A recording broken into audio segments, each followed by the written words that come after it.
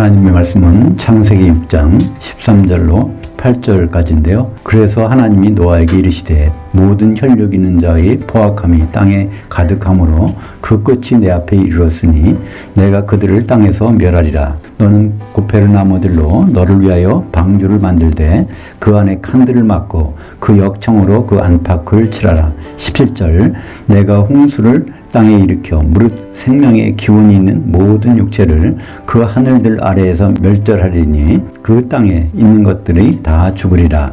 그러나 너와는 내가 내 언약을 세우게 하리니 너는 네 아들들과 네 아내와 네 며느리들과 함께 그 방주로 들어올지니라. 오늘 말씀을 가지고 노아 홍수로 석유가 생겼을까? 역청에 내포된 성령 세례라는 제목으로 말씀을 나누겠습니다. 얼마 전에 동해에서 석유가 많이 있다고 하는 얘기 때문에 화제가 된 적이 있죠. 그 석유는 도대체 뭐로 만들어졌을까요? 노아 홍수로 석유가 만들어졌다는 얘기가 많이 통용됩니다. 근데 석유는 지표부근에서 이렇게 만들어지는 게 아니라 지하 160km, 거기가 이제 멘틀이라고 하는데요. 거기에 환경에서 생성되는 것입니다. 그러니까 지하 160km가 되면요, 압력과 온도가 얼마나 높은지 몰라요. 그 정도의 온도와 압력이 있을 때 석유 물질이 만들어지는 것입니다. 따라서 동식물이 아무리 오랫동안 이 땅 밑에 묻혀 있다고 해서 석유가 되는 것은 불가능합니다. 성경은 노아 홍수 전에 이미 석유가 있었다고 말합니다. 오늘 본문에 그게 나오지 않습니까?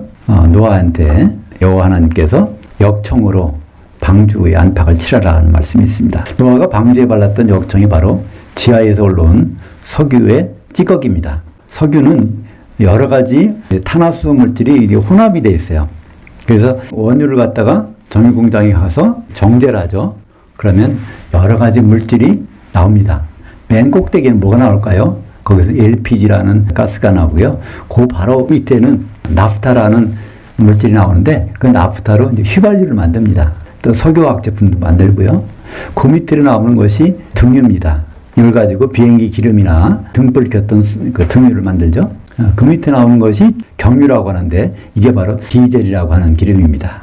그리고 그 다음에 나오는 것이 이제 중유, 발전소에서 땔감으로 쓰는 겁니다. 그리고 맨 마지막에 찌꺼기가 아스팔트라고 그러죠.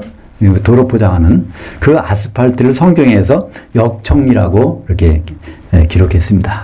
오늘 말씀을 보니까 13절에 노아 시대에는 사람들이 포악함이 땅에 가득했다고 말씀하고 있습니다. 요즘도 세상이 악하다고 그러지만요, 노아 시대만큼 악한 적이 없다는 것입니다. 과연 그럼 노아 시대에 사람들이 어떻게 했길래 악한 세상이 됐을까요? 하나님 보시기에 예수님의 말씀을 들어보면 그 시대에 어떤 일이 있었길래 그렇다는 것을 알 수 있습니다. 마태복음 24장 38절로 39절까지 보면 홍수 전에 노아가 방주에 들어가던 날까지 사람들이 먹고 마시고 장가들고 시집가고 있으면서 홍수가 나서 그들을 다 멸하기까지 깨닫지 못하였으니, 자기들도 깨닫지 못하는데 그 행동이 하나님 보시기엔 가장 굉장히 포악했다는 것입니다. 그 일은 무엇이었을까요? 장가들고 시집가는 거. 자기들은 그냥 좋을 대로 장가들고 시집갔지만은 이것이 하나님 보시기엔 가장 악한 행동이라는 것입니다. 하나님이 선한 것은 무엇일까요? 창세기 2장 18절에 보면 아담이 혼인하는 것입니다. 그러니까 예수 그리스도께서 교회와 혼인하는 것이 하나님의 선한 생각인데 그거와 반대로 가는 것. 그것은 한마디로 하나님께서 아담과 지금 이제 우리들에게도 들어가 있는 영을 넣어주신 것, 그 영을 소멸하게 하는 그 사건, 그 일이 하나님에게는 가장 악하게 보시는 일이라는 것을 우리는 창세기 6장을 통해서 지금 보고 있는 것입니다. 하나님이 아담에게만 넣어주신 영, 그것은 그리스도께서 오실 통로입니다. 말라기서 2장 15절에 그 말씀이 있죠. 여호와께서는 영이 많이 있지만은 오직 하나만 만들지 아니하셨느냐? 왜 하나만 만드셨느냐? 이것은 하나님의 씨를 얻고자 하심이라 해서 아담에게만 영을 집어넣었다는 것을 말씀하고 있죠. 그런데 그 영을 집어넣은 아담과 또 거기에서 난 그 후손들이, 성경에서는 하나님의 아들들이라고 표현하고 있죠. 그들이 창조된 사람과 혼인하게 됩니다. 창세기 1장 27절에 보면 하나님 모양이 없이 하나님의 형상대로만 창조하신 그 사람들에게 창세기 1장 28절에 보면 어떠하십니까? 땅에 번성하고 충만하라. 땅의 생물체를 다스리라. 그렇게 하십니다. 그 명령을 받은 그 형상만 가진 그 인간이 땅에 번성할 때 창세기 6장 1절이 나오죠. 그 사람들에게서 딸들이 나니 하나님의 아들들이 사람의 딸들과 혼인하는 일이 벌어졌습니다. 그래서 그 결과가 어떻게 됐습니까? 창세기 6장 3절에 보면 여호와께서 이르시되 나의 영이 영원히 그 아담과 함께 아니하리니. 아담에게는 이제 들어가지 않겠다는 거예요. 그 영이. 근데 이 말씀의 언제가 언제일까요? 아담이 살았을 때 한 게 아닙니다. 그죠? 그가 육신이 됨이라. 그러나 그 후의 날들은 120년이 되리라 하시니라. 그러니까 120년 후에 노아 홍수 심판으로 썰어버리겠다 말씀하실 때니까 노아가 죽은 지 한참 된 거예요. 그죠? 그러니까 그때 그 아담과 함께 하지 않는다는 것은 아담의 자손들, 후손들과 함께 하지 않는다는 것이죠. 그게 왜 그렇다고요? 계속 자손들이 지나가면서 영이 없는 사람들을 생산하니까. 그 영이 없는 사람들을 성경에서는 네피림이라고 합니다. 네피림이란 말은요, 떨어지다, 탈락하다라는 나팔이라는 동사에서 온 복수 명사입니다. 그러니까 하나님의 경륜에서 탈락한 사람들이 바로 네피림인데 왜 탈락했어요? 영이 없는 사람들이니까. 그리스도 오실 통로의 역할을 못하는 사람들입니다. 그런 세상에, 노아가 그런 세상에 살고 있었는데 사람들은 다 뭐에 관심이 있어요? 땅의 일에만 관심이 있었습니다. 근데 유독 땅만 보는 것이 아니라 하늘을 쳐다본 사람이 있어요. 하나님의 눈을 쳐다본 사람이 있었으니 그것이 바로 노아입니다. 창세기 6장 8절에 보면 그런 중에도 노아는 여호와의 두 눈에서 은혜를 발견하였더라. 그래서 바로 하나님께서 노아에게 은총을 베풀어 주시는데 그 은총으로 말미암아 결국 노아와 그의 가족은 구원을 받게 되는 것을 알 수 있습니다.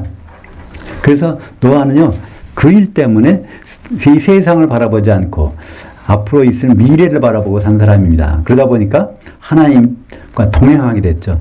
성경에서 하나님이 동행한다는 것은 무슨 뜻일까요? 아모스 3장 3절에 여호와께서 직접 아모스에게 말씀해 주셨어요. 사람이 뜻이 같지 않으면 어떻게 동행하겠느냐. 그러니까 세상 사람들은 다 하나님의 뜻과 관계없이 살았는데 노아만은 하나님의 뜻과 같았다는 것입니다. 그러니까 이 세상이 끝이 아니라 반드시 심판이 온다는 생각을 가지고 노아는 살았다는 것입니다. 그래서 앞으로 있을 심판을 해서 은총을 베풀어 주시려고 방주를 지켜 하십니다. 노아와 그 가족에게 은총을 베풀어 주시려고 하나님께서는 명령하십니다. 그것이 창세기 6장 14절. 너는 고페르나무로 너를 위하여 방주를 만들되 그 안에 칸들을 막고 역청을 그 안팎에 칠하라. 이게 성경에서 아스팔트, 석유 물질이 처음으로 나온 성경 구절입니다. 고페르나무라는 것은 개역 성경에는 잣나무라고 했어요. 그거로 방주를 만드라는 것입니다. 방주는 거의 요즘으로 크기라면 축구장보다 조금 길고 또 폭은 약 22.5m라고 할까요? 잣나무로 그런 방주를 만드는데 그 방주를 만들어서 그게 튼튼하기 때문에 그들을 구원할까요? 그렇지 않습니다. 아무리 나무를 잘 만들어도 그게 물이 새가 들어가면 홍수에 견딜 수가 없죠. 1년 동안에. 근데 하나님이 특별히 뭘 말씀하십니까? 그 안팎을 역청으로 칠하라. 그래서 1년간의 홍수 가운데서도 물이 한 방울이 들어오지 못하게. 그러니까 홍수 중에도 구원을 받은 것을 그 역청 때문인 것을 알 수 있습니다. 근데 역청은 이후로 한 번도 역청이라고 번역하지 않고 어떻게 번역합니까? 속전, 대성물, 목숨값 이렇게 번역합니다. 역청이라고 한 단어 코페르는 명사고요. 그걸 바르다는 것은 카파르입니다. 카파르. 우리가 이 카파르라는 단어에서 어떤 단어가 나왔을까요? 영어 단어? 카보가 나왔습니다. 카보. C-O-V-E-R. 카보. 덮는다는 거예요. 거기 피복한다는 거예요. 그게 영어 단어가 나왔죠. 그러니까 출애굽기 21장 30절, 30장 12절, 민수기 35장 31절, 욥기 33장 24절, 시편 49편 8절에 보면 전부가 다 목숨값 이거 할 때 코페르, 역청이라는 단어를 사용하는 것을 알 수 있죠. 그러니까 결국 그 역청이라는 것은 사람의 목숨을 구해내는 그런 역할을 한다는 것을 성경에서 계속 말하고 있고요.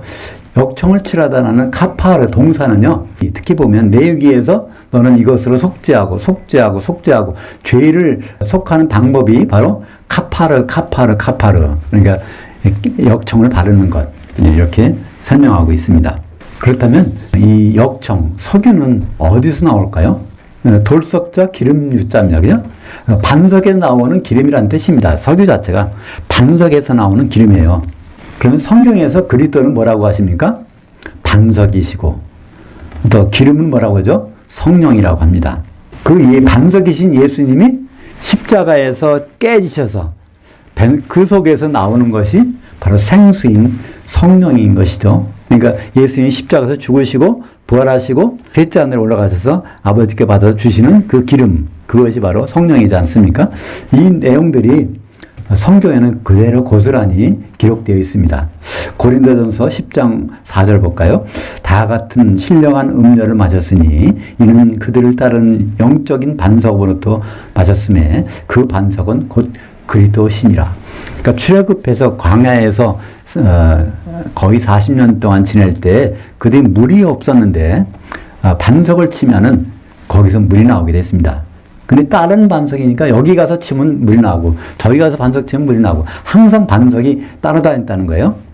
그 반석이 뭐를 상징하냐면 그리스도를 상징한다고 말씀하고 있습니다. 그래서 반석이 깨지면 그 물이 나오는 생수가 나오는데 이 생수에 대해서 예수님은 친히 설명을 해주십니다.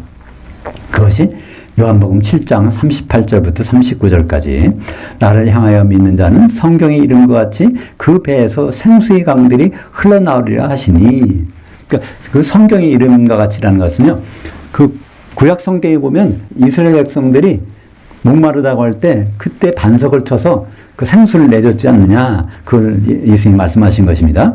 이는 그를 향하여 믿는 자들이 받을 성령을 가리켜 말씀하신 것이라. 그런데 예수께서 아직 영광을 받지 아니하셨으므로 성령이 아직 그들에게 계시지 아니하시더라. 예수님이 영광을 언제 받으실까요? 죽으시고 부활하셔서 바로 셋째 하늘 하나님으로 복귀하신 것이 그분의 영광 받으신 거 아닙니까? 하나님의 그 자리에 복귀하신 다음에 거기서 성령을 보내주셨는데 그때까지는 제자들에게 한 번도 성령 내리신 일이 없다는 것입니다. 그 성령은 제자들에게 언제 내렸을까요? 오순절날, 그죠? 먼저 사도들에게 내리고, 그날 저녁에 3,000명의 성도들에게 내린 것을 사도행전 2장에서 볼 수 있지 않습니까? 우리는 세례하면 물세례부터 생각하는데요. 지금은 세례는 하나밖에 없습니다. 한 시대에 세례는 하나밖에 없어요. 세례 요한이 있던 시대에는 세례는요, 물세례. 그 다음에 예수님이 성령을 보내주신 다음부터는 성령 세례. 그 다음에 예수님이 이제 심판하시고 난 다음에는 불세례. 그렇습니다. 근데 베드로는 물세례와 성령세례를 오해했다가 사역에서 배제된 적이 있습니다. 베드로가 이제 고넬료 집에 가서, 이방인 고넬료 집에 가서 설교를 하는데 설교 듣는 사람들에게 막 성령이 내리는 거예요. 그러니까 베드로가 뭐라고 합니까? 이 사람들이 성령 세례 받았으니까 물세례 줘야 되지 않겠느냐. 그 말 한마디 하다가 그다음부터 베드로는 사역에서 한 번도 사용된 적이 없습니다. 결국 말년에 가서 마지막에 베드로전서와 베드로후서를 기록하고 죽습니다. 근데 베드로전서에 그 성령 세례에 대한 자세한 부분을 베드로가 기록하고 있는 것을 성경에서 볼 수가 있죠. 사도행전 10장 47절과 48절 이에 베드로가 이르되 이 사람들이 우리와 같이 성령 받았으니 누가 물로 세례 베품을 금하려 하고 명하여 예수 그리스도의 이름으로 세례를 받게 하니라. 이것은 이렇게 하면 안 되는데 물세례를 줬다는 것입니다. 우리가 지금 교회에서 어떻게 합니까? 물세례 주잖아요. 베드로의 실수를 계속 반복하는 것입니다. 예수님은 그렇게 말씀하셨어요. 사도행전 1장에 보면 너희는 몇 날이 못되어 성령으로 세례를 받으리라. 그래서 그 다음부터는 성령 세례밖에 없는 건데 지금까지도 아직도 물 세례를 주는 사람이 있고 받는 사람이 있지 않습니까? 에베소서 4장 5절에는 세례는 몇 개라고 되어 있습니까? 하나라고 되어 있어요. 각 시대마다 하나라는 겁니다. 지금은 성령 세례를 받는 시대입니다. 그 말년에 바로 죽기 얼마 전에 베드로는 베드로전서를 기록합니다. 베드로전서 3장 21절에 보면 이것은 예수 그리스도께서 부활하심으로 말미암아 너희를 구원하는 예편이 곧 세례라. 이는 육체의 더러운 것을 죄하여 버림이 아니요 하나님을 향한 선한 양심의 응답이니라. 베드로전서 3장 18절부터 21절까지는 바로 노아 방주 사건을 가지고 예수님이 십자가에서 죽으시고 땅속에서 3일 동안 계실 때 영으로 살려지셔서 옥에 있는 영들에게 복음을 전하셨는데 거기에 옥에 있는 영들이 바로 노아 홍수 때 불순종하다가 죽은 아담의 후손들이라는 것을 말하고 있지 않습니까? 거기 베드로전서 3장 21절에 보면 우리말 번역에는 뭐라고 되어 있어요? 물은 이렇게 되어 있어요. 물은. 그러니까 물 세례 주는 것이 구원의 예표라고 되어 있는데 그것은 전혀 번역이 잘못된 것입니다. 거기에는 이것 중성 대명사를 썼어요. 이것은 그 앞에 있는 문장 반 노아 방주에서 8 식구가 구원받은 이 사건은 하면서 그것이 바로 성령 세례의 예표라 이렇게 말씀하신 것입니다. 그러니까 기름이 준비된 자만 혼인 만찬에 들어간다는 말씀입니다. 그죠? 아무리 기독교인이라도 기름 성령 세례를 통하지 않고서는 혼인 만찬에서 쫓겨난다는 것을 말씀하고 있는 것이죠. 한마디로 세례라는 것은 잠기는 것입니다. 우리말 번역이 좀 이상하게 돼 있죠? 세례하면 씻을 세자입니다. 우리가 보통 얼굴 씻는 걸 세안이라고 하죠. 세수는 뭡니까? 손 씻는 거 세수라고 합니다. 씻을 세자로 번역했기 때문에 이런 오해를 하게 되는데 원래 세례라고 하는 밥티스마 이거는 잠기는 것입니다. 그러니까 물 세례는 뭡니까? 물에 잠기는 거고 성령 세례는 성령에 잠기는 거고 불 세례는 불에 잠기는 거니까 그냥 잠긴다고 생각하면 세례의 뜻이 명확해집니다. 그래서 세례 요한은 물 세례, 물로 잠기게 하던 세례 요한은 마태복음 3장 11절부터 12절까지 보면 나는 세례 요한은 너희로 회개하게 하기 위하여 물로 세례를 베풀거니와 그는 예수님은 성령과 불로 너희에게 세례를 베푸실 것이요. 성령과 불로인데 이건 성령 세례가 불 세례는 말이 아니고 예수님이 성령 세례도 주시고 불 세례도 주신다는 것입니다. 이 성령 세례와 불 세례를 설명한 것이 그 다음에 나옵니다. 손에 키를 들고 자기 타작마당을 정하게 하사. 이건 무슨 말일까요? 손에 키를 든다는 것은 타작마당, 추수를 끝낸다는 것입니다. 타작마당 속에 추수하려고 이거 다 늘어놓잖아요. 그것을 치운다는 것은 심판이 끝났다는 것입니다. 심판 끝났을 때 어떻게 할까요? 알곡은 모아 곡간에 들이고 쭉정이는 꺼지지 않는 불에 태우시리라. 알곡, 기름에 성령 세례 받은 자들은 그 혼인만찬에 들여놓고 쭉정이는 기름이 다 말라버진 소멸된 사람들은 어디로 보내요? 불에 태우시리라. 불지옥에서 태우시겠다는 것입니다. 그것을 세례 요한이 말씀하고 있는 것이죠. 그날의 알곡은 혼인만찬에 쭉정이는 불지옥에 들어갈 것입니다. 오늘 말씀에 보면 18절에 하나님이 언약을 세우겠다고 하십니다. 이 방주를 지으라고 말씀하신 다음에 하나님이 이제 앞으로 홍수 심판이 끝났을 때 내가 언약을 세울게 그런 말씀하십니다. 홍수 심판은 언제 끝날까요? 창세기 9장에서 끝나고 그 언약의 내용들이 나옵니다. 그 언약의 내용이 바로 무지개 언약이라고 그러죠. 무지개가 나타났을 때 내가 반드시 앞으로는 물로 세상을 심판하지 아니하리라 그 말씀하십니다. 그게 바로 무지개 언약이에요. 그 말씀은 심판이 없다는 얘기가 아닙니다. 물 심판이 없다는 얘기예요. 그죠? 그럼 무슨 심판이 있을까요? 불 심판이 기다리고 있는 것입니다. 물로 된 바다에 들어가는 것이 아니라 불로 된 바다에다 집어넣겠다는 것입니다. 그러면 어떤 심판이요? 불바다 심판이 있다는 것입니다. 그죠? 물바다가 아니라 불바다. 그것이 요한계시록 18장 21절 이에 한 힘센 천사가 큰 맷돌 같은 돌을 들어 그 바다에 던져 이르되 큰 성 바벨론이 이같이 비참하게 던져져 결코 다시 보이지 아니하리로다.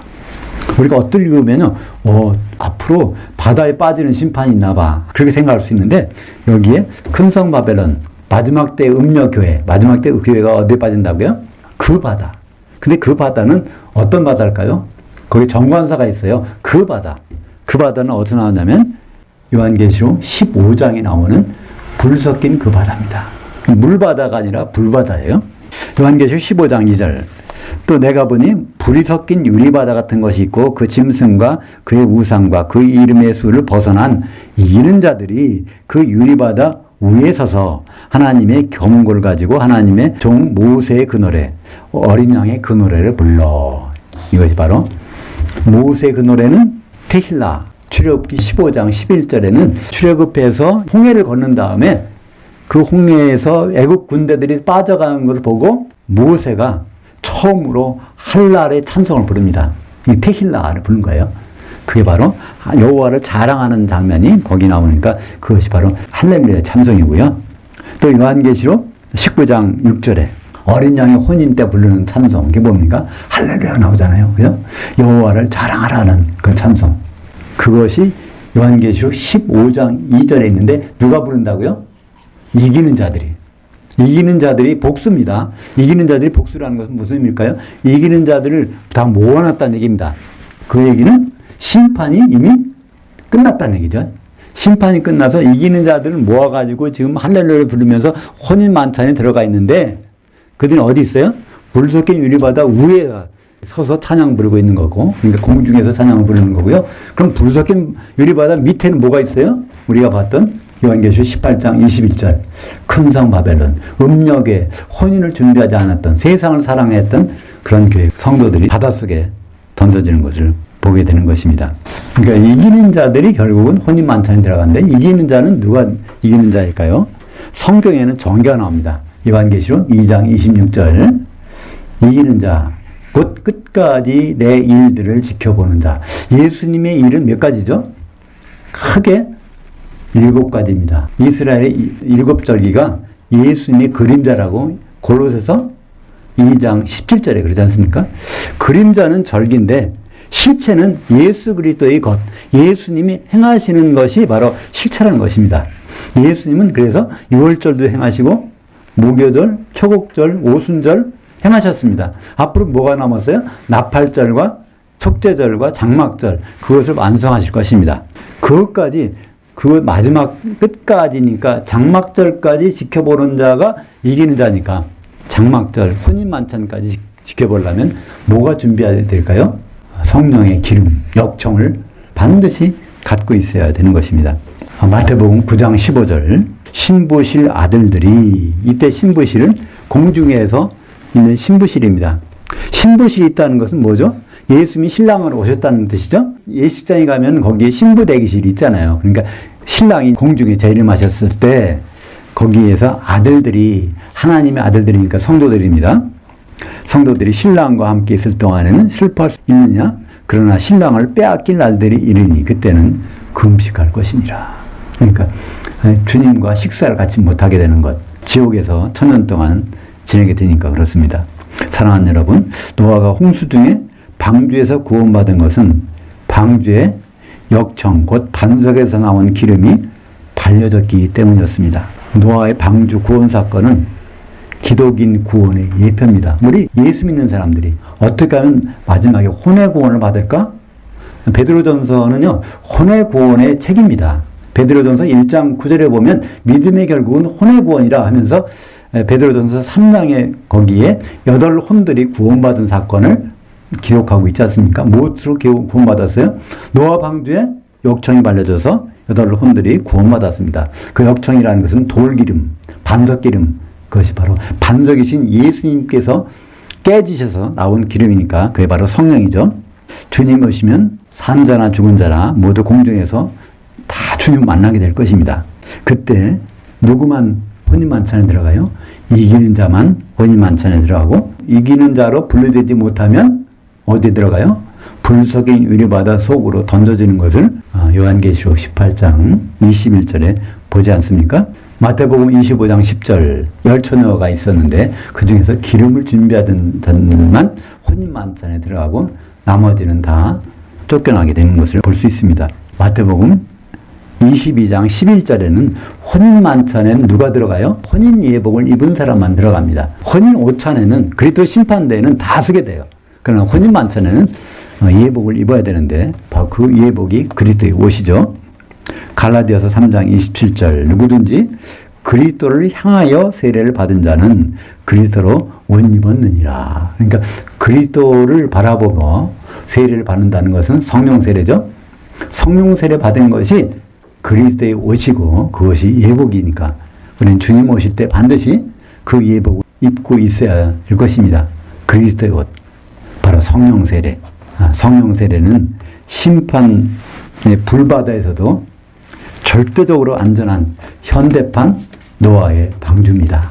우리는 성령 세례만 받고 그리스도의 옷만 입고 있으면 앞으로 불심판이 있다 해도 전혀 염려가 없는 것입니다. 기도하겠습니다. 하나님 아버지, 예수 그리스도의 십자가에서 깨어지심으로 생수이신 성령을 보내주셨는데 우리가 성령 세례 가운데 있으면 혼인만찬에 들어가는 이기는 자가 되리라는 약속을 주셨사오니 우리가 항상 충만함을 유지할 수 있도록 인도하여 주시옵소서. 예수님 이름으로 기도합니다.